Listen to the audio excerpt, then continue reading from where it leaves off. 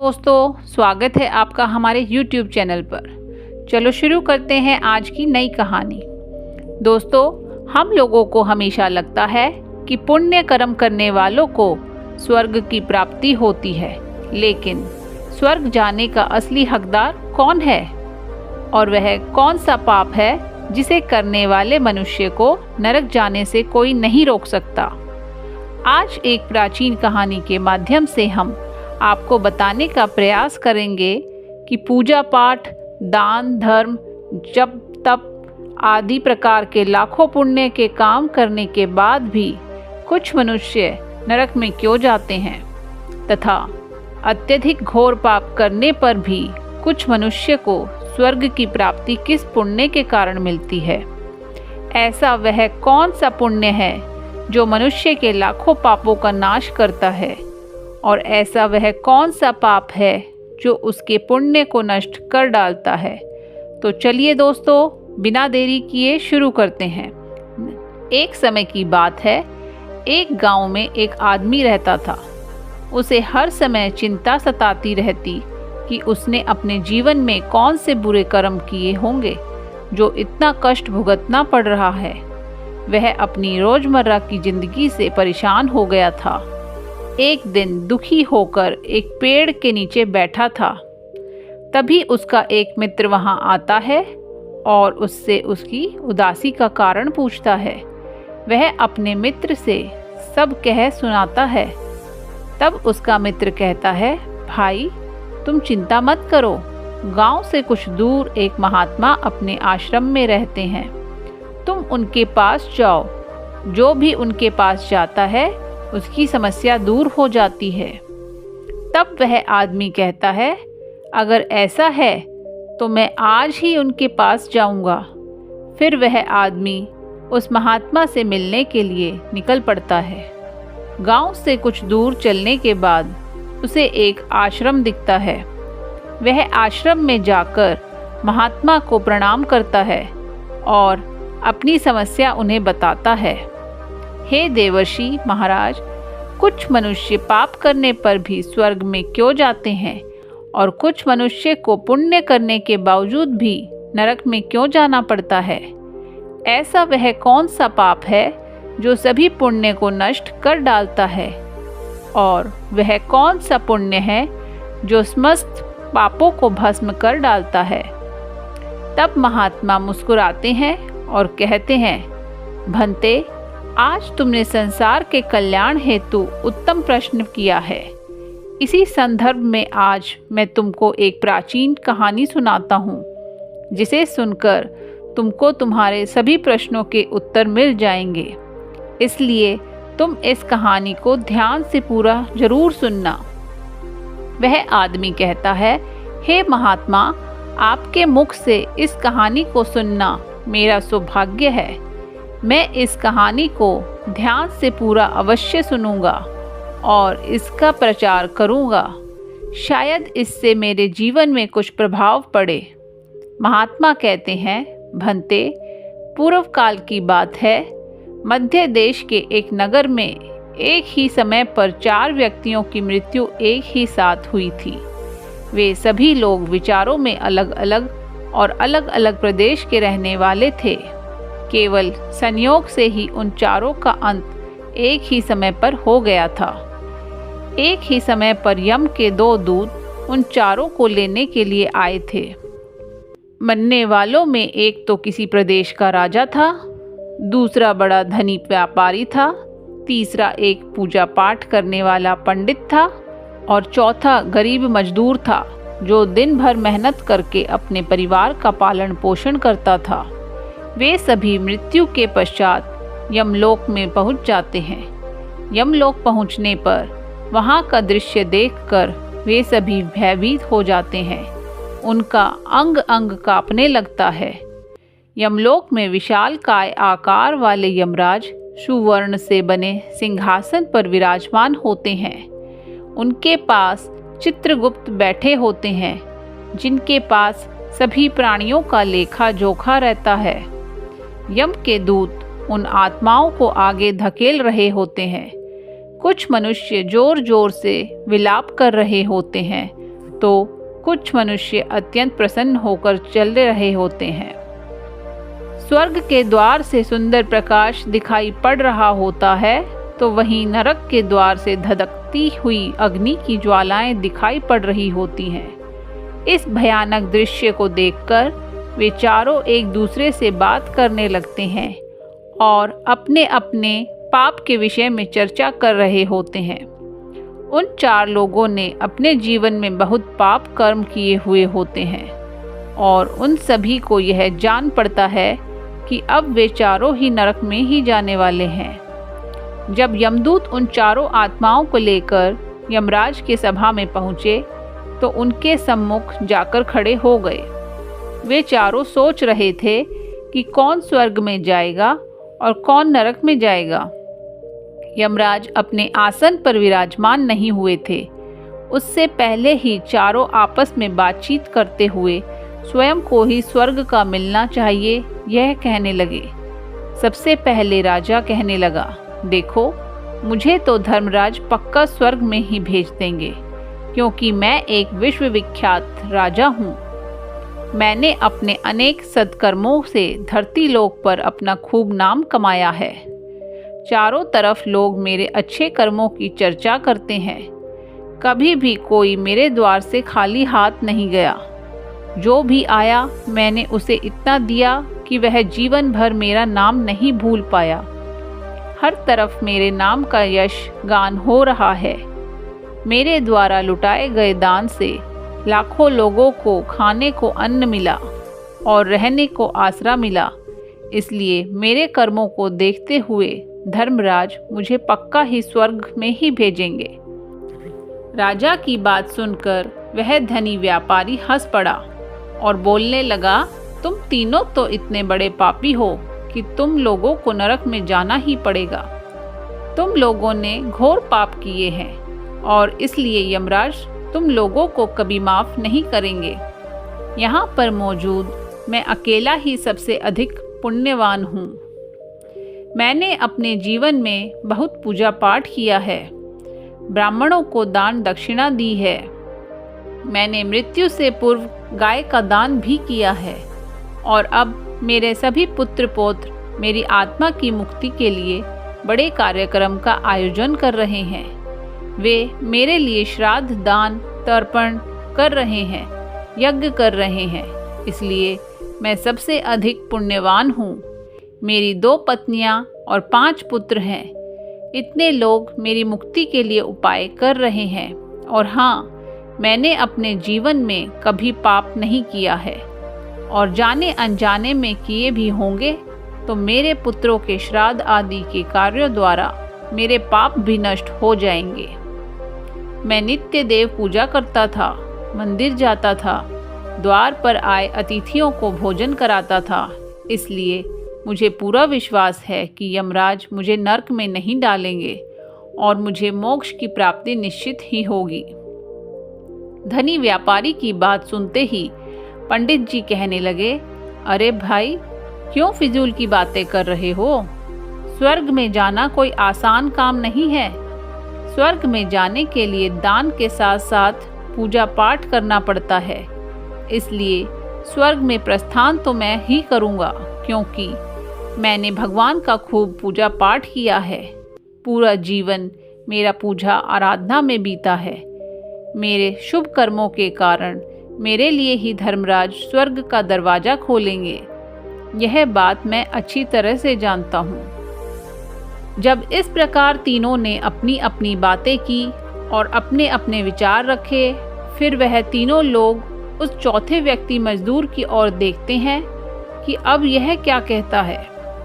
क्या इसने भी कोई अच्छा काम किया है या नहीं, या फिर इसका पूरा जीवन मजदूरी करते हुए दूसरों के अधीन रहकर ही बीता है। मजदूर उन सब की बातों को चुपचाप नीचे नजरें झुकाए खड़ा सुनता रहा। वे तीनों बड़े गर्व से अपनी प्रशंसा में जुटे थे। तभी धर्मराज अपने साथी चित्रगुप्त के साथ दरबार में हाजिर होते हैं। चित्रगुप्त के हाथों में एक मोटी सी किताब थी, जिसमें समस्त प्राणियों के कर्मों का लेखा जोखा लिखा था। धर्मराज अपने आसन पर विराजमान होते हैं। उसके बाद चित्रगुप्त ने राजा को अपने पास बुलाया और उससे पूछने लगे, तुम बताओ, तुम तो धरती पर बड़े ही विख्यात राजा थे। तुमने अपने जीवन में कौन कौन से शुभ कर्म किए हैं तथा कितने लोगों को दुख दिया है, कितने लोगों का भला किया है। मैं अपनी पुस्तक में देखकर यह फैसला करूंगा कि आप स्वर्ग में जाने के अधिकारी हैं या नहीं। तब बड़े गर्व के साथ राजा अपने कर्मों को बताता है। हे मुनिवर, मैं एक बहुत बड़े राज्य का स्वामी था। मेरा राज्य बड़ा ही समृद्ध और खुशहाल था। मेरे राज्य में दीनहीन और गरीब लोग बहुत ही कम थे। सब मेरी छत्र छाया में बड़े आनंद के साथ जीवन यापन कर रहे थे। मैंने अपने राज्य के लोगों को किसी चीज़ की कमी नहीं होने दी। मेरे यहाँ हर भूखे को भोजन मिलता था। लाखों की धन मोर उन्हें रोज दान में दी जाती थी। प्रजा के लोग मुझसे बहुत खुश रहते थे। दिन रात में यही मेरे जीवन के अच्छे कर्म हैं। राजा की बात सुनकर चित्रगुप्त ने अपनी पुस्तक उठाई और उसमें देखने लगे। पुस्तक में देखकर उन्होंने राजा को बताया कि तुम जो कह रहे हो वह बिल्कुल सत्य है। तुमने अपनी प्रजा को बहुत सुख दिया है, परंतु इसके साथ साथ तुमने बहुत बड़ा अपराध भी किया है। तुमने अपनी राज्य की सीमा को बढ़ाने के लिए जितने युद्ध लड़े हैं, उन युद्धों में हजारों लाखों की संख्या में सैनिकों ने अपनी जान गंवाई है। उन सब की मृत्यु का कारण तुम बने हो। उनके परिवारों को, उनके बच्चों को अनाथ करने वाले तुम हो। उनकी स्त्रियों को विधवा कर बनाने वाले भी तुम हो। उनकी माँ की गोद भी सूनी करने वाले तुम हो। तुमने अपने ही सैनिकों के हजारों परिवारों को हमेशा दुख दिया है। युद्ध लड़कर राज्य बढ़ाने से अच्छा था कि तुम अपने पड़ोसी देशों से मित्रता करके उनके साथ व्यापार बढ़ाते। तुम्हारा राज्य तब भी समृद्ध और संपन्न रहता। तुमने अपनी प्रजा को नहीं, सैनिकों को सुखी बनाया है। इसलिए तुम स्वर्ग के अधिकारी नहीं हो। यह बात सुनकर राजा चुपचाप पीछे हो गया। उसके बाद चित्रगुप्त ने व्यापारी से पूछा, आपने धरती पर कौन कौन से अच्छे कर्म किए हैं? तब व्यापारी कहता है, हे भगवान, मैंने धरती पर जितना धन कमाया उसका आधा भाग अच्छे कर्मों में लगाया। लाखों लोगों को भोजन कराया, कई आश्रमों को दान दिया है, कई बेघर लोगों को अपने धन से भर दिया है, कई शहरों में मंदिरों का निर्माण करवाया है, कई जगह पर धर्मशालाएं बनवाई है, प्रत्येक तीर्थ से भंडारे करवाए हैं। यही मेरे जीवन के अच्छे कर्म हैं। व्यापारी की बात सुनने के बाद चित्रगुप्त ने अपनी पुस्तक खोली, जिसमें उसके जीवन के सारे अच्छे बुरे कर्म लिखे हुए थे। फिर यमराज कहते हैं, अरे दुष्ट, तूने जो पाप किया है वह तो उन चारों के पापों के सामने कुछ भी नहीं है। तेरे एक पाप के कारण तेरा सारा पुण्य फल नष्ट हो गया है। यदि तूने यह पाप नहीं किया होता तो तू स्वर्ग में जा सकता था, लेकिन तूने यह पाप जानबूझकर किया है, इसलिए तुझे नरक में अवश्य जाना पड़ेगा। इतना सुनकर वह धनी व्यापारी बोलता है, हे धर्मराज, इन चारों ने जो भी पुण्य किए हैं वह तो मैंने भी किए हैं, बल्कि उनसे ज़्यादा किए हैं। फिर भी मैंने ऐसा कौन सा पाप किया है जो मुझे नरक में भेज रहा है? यमराज कहते हैं, हे, याद कर, तूने उस अबला विधवा नारी पर गलत लांछन लगाया था कि उसने तेरे घर पर चोरी की है, और इसके साथ ही तूने उसके ऊपर कई अन्य गलत लांछन लगाए थे। उसे व्यभिचारिणी और वैश्या कहकर उसके चरित्र का हनन किया है, और राजा ने उसे सत्य समझकर उस अबला विधवा नारी को मृत्यु दंड दे दिया था। मनुष्य ब्रह्मा हत्या, चोरी, मदिरा, पान आदि प्रकार के घोर पापों से भी प्रायश्चित करके मुक्त हो सकता है, किंतु दूसरों पर गलत आरोप लगाने पर कोई प्रायश्चित नहीं है। जो दूसरों पर गलत आरोप लगाता है, सत्य जानकर भी दूसरों को झूठा कहकर उन पर दोष डालता है, वह तो सबसे बड़ा पापी है। उसके द्वारा किए गए सभी पुण्य नष्ट हो जाते हैं। इसलिए तूने जितने भी पुण्य किए हैं वे सभी एक पाप के कारण नष्ट हो गए। तुमने धरती पर जो दान धर्म किया है वह तुमने उस पैसे से किया है जिसको कमाने के लिए तुमने बहुत झूठ बोला है। तुमने ठगी की है, कई चीज़ों में मिलावट करके बेचा है, नकली चीज़ों को असली के दाम में बेचा है, कितने व्यापारियों को रास्ते से हटाया है। तुम्हारे इन कर्मों से अनजाने में कितने लोग बीमार होकर मर गए हैं, कितनों ने आत्महत्या कर ली है, कितनों की मेहनत का पैसा तुम्हारे पास चला आया। उन सब लोगों की बद्दुआ तुम्हारे साथ है। तुमने जो कुछ भी अच्छा काम किया है वह कर्म शून्य हो गया है, इसलिए तुम्हारे पास भी तुम्हारा कोई शुभ कर्म नहीं है। तुम स्वर्ग में जाने के अधिकारी नहीं हो। चित्रगुप्त की बात सुनकर व्यापारी भी बड़ा उदास होकर पीछे हो गया। उसके बाद पंडित जी को आगे बुलाया और पूछने लगे, तुमने अपने जीवन में कौन से अच्छे कर्म किए हैं?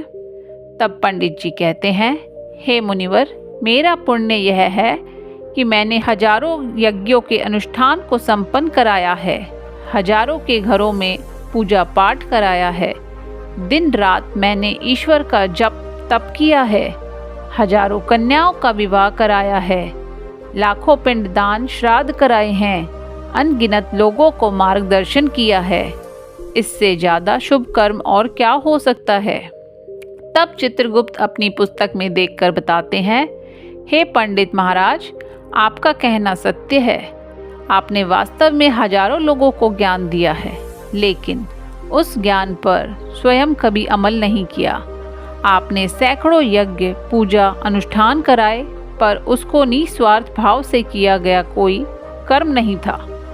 तुम हमेशा से धन के लालची रहे हो, इसलिए तुम स्वर्ग में जाने के अधिकारी नहीं हो। अब वह पंडित जी भी उदास होते हुए पीछे हो गए। अब बचा केवल मजदूर। वह मजदूर यह सब देखकर बड़ा हैरान था कि अब तक वह जिनको इतना महान समझ रहा था उनमें से कोई भी स्वर्ग का अधिकारी नहीं रहा। तो मैं कैसे स्वर्ग में जा सकता हूँ? मुझे तो स्वर्ग की कल्पना भी नहीं करनी चाहिए, क्योंकि मैं तो कभी पूजा पाठ जप तप या दान करने के लायक नहीं था। तो शुभ कर्म कहाँ से करता? मैं तो मेहनत मजदूरी करके सारे जीवन अपने परिवार का भरण पोषण करता रहा। वह मजदूर यह सब बातें सोच ही रहा था, इतने में ही चित्रगुप्त ने उसे भी आवाज़ लगा दी और उससे पूछा, किंतु वह मजदूर तो पहले ही कहने लगा, भगवान, मैंने धरती पर एक गरीब के घर में जन्म लिया था। दान हवन पूजा पाठ करने में मैं लायक नहीं था, तो मैं शुभ कर्म कहाँ से करता? मैं तो अपने परिवार का पालन पोषण बड़ी मुश्किल से कर लेता था। मैं जानता हूँ भगवान कि मैं स्वर्ग में जाने का अधिकारी नहीं हूँ। मैंने धरती पर भी नर्क भोगा है और आगे भी नर्क में ही जाने की हैसियत है। किंतु हे प्रभु, यहाँ पर भी मेरी एक इच्छा है। मैं स्वर्ग में तो नहीं जा पाऊँगा, लेकिन मैं एक बार स्वर्ग को अपनी आँखों से झपका कर देखना चाहता हूँ। इससे अधिक मेरी कोई इच्छा नहीं है, क्योंकि मैंने ऐसा कोई कर्म नहीं किया है जो कुछ देर के लिए ही मुझे स्वर्ग में पहुँचा दे। मजदूरी के बाद लोगों की सेवा के लिए मेरे पास समय नहीं बच पाता था। बचा हुआ समय मैं अपने बूढ़े माँ बाप की सेवा में लगा देता था। उनके लिए उन्हें खिलाता पिलाता, उनके वस्त्र बदलता, यही मेरी दिनचर्या थी। मुझे तो मंदिर में जाने का भी अवसर नहीं मिलता था। मजदूर की बात सुनकर चित्रगुप्त ने अपनी पुस्तक में देखकर पूछा, हे मानव, तुम ध्यान से सोचकर बताओ कि तुमने कभी तो कोई शुभ कर्म किया होगा। तब मजदूर अपने पूरे जीवन के घटनाक्रम को याद करता है। तब उसे याद आता है कि एक बार उसे बहुत तेज भूख लगी थी। वह रोटी खाने के लिए बैठा ही था कि इतने में वहाँ एक बहुत ही कमज़ोर बीमार कुत्ता टहलता हुआ आ गया, जो ठीक से चल भी नहीं पाता था। वह आकर मेरे सामने बैठ गया और मेरी रोटी की ओर गौर से देखने लगा। मैं समझ गया कि वह कुत्ता बहुत भूखा है। मेरे अंदर से आवाज़ आई कि बेजुबान जानवर को छोड़कर तू अकेला कैसे खा सकता है।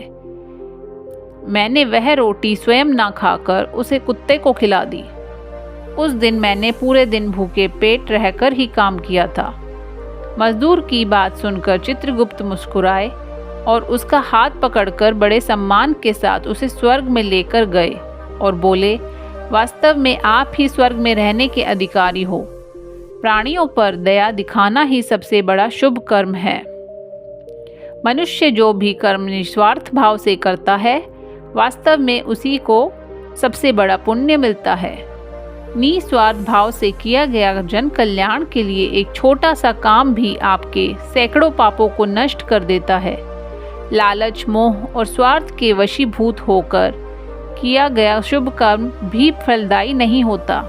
इसलिए ध्यान रखें कि जीवन में अच्छे कर्म अच्छी भावना के साथ ही करना चाहिए।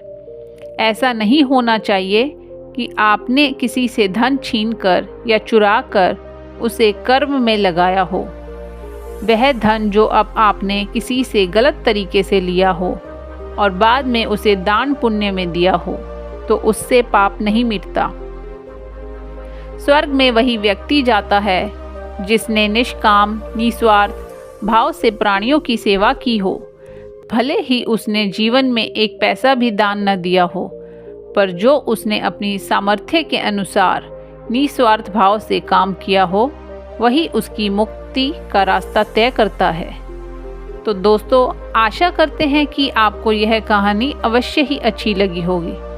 हमें कमेंट सेक्शन में ज़रूर बताएं कि आपको यह कहानी कैसी लगी। अगर अच्छी लगी तो इस चैनल को सब्सक्राइब ज़रूर करना। तो चलिए मिलते हैं ऐसी ही किसी नई कहानी में। तब तक के लिए अपना ख्याल रखिए। धन्यवाद।